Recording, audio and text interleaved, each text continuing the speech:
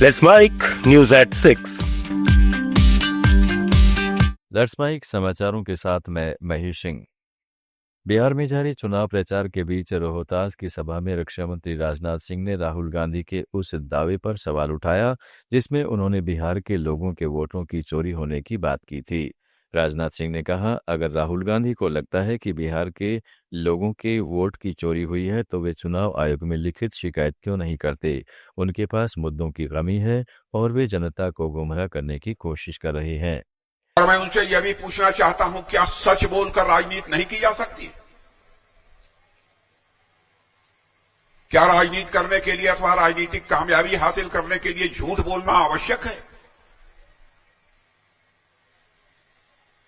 बहनों भाइयों, जो हमारा लंबा राजनीतिक जीवन रहा है, मैं कह सकता हूं सार्थक राजनीति यदि की जा सकती है तो केवल और केवल सच बोलकर ही सार्थक राजनीति की जा सकती है, झूठ बोलकर नहीं की जा सकती। कांग्रेस अध्यक्ष मल्लिकार्जुन खड़गे ने बिहार विधानसभा चुनाव को लेकर कहा है कि जंगल राज का नारा अब पुराना हो चुका है और अगर एनडीए 20 साल के शासन में इसे खत्म नहीं कर पाई तो यह केंद्र और राज्य की डबल इंजन सरकार की विफलता है।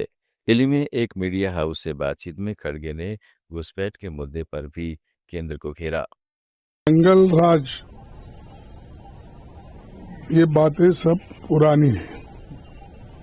अगर ये 20 साल में जंगल राज को खत्म क्यों नहीं किए, घुसपैठियों को क्यों नहीं निकाले, तो ये तो सेंट्रल गवर्नमेंट की फेल्योर है।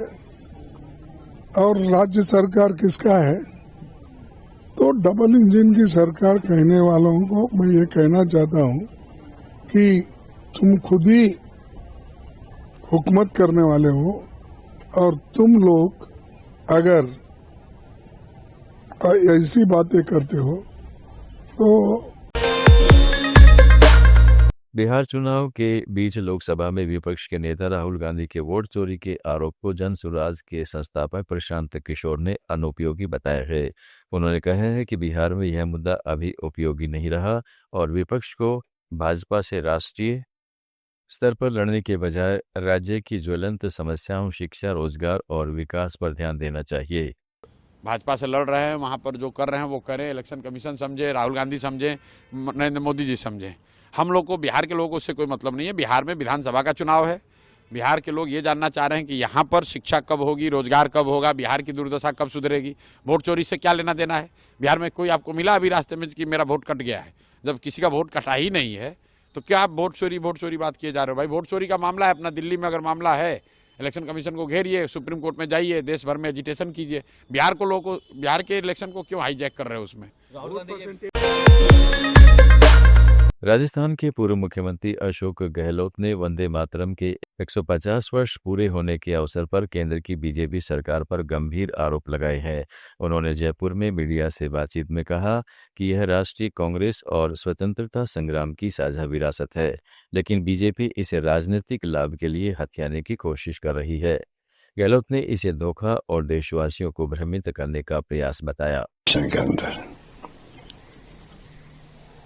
और आप बताइए, उसके बाद में ये कांग्रेस का ब्लॉक की कांग्रेस कमेटी हो, जिला हो, कांग्रेस की हर मीटिंग में गाया जाता है।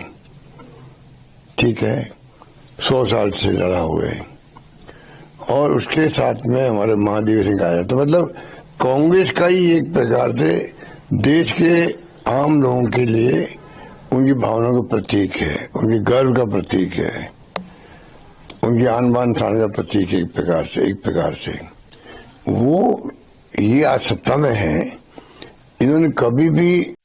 आप सुन रहे थे Let's Mic more than radio. Follow कीजिए हमें हमारे सोशल मीडिया प्लेटफॉर्म्स पर। It's time for news. It's time for more than radio. Presenting the first radio news app, Let's Mic. Let's Mic, a news-based app on your phone where you get to watch and listen news, talk shows, interviews, radio show podcasts. On Let's Mic, you get all relevant information of TV, print, radio, podcast, and digital. Let's Mic talks about every segment of life.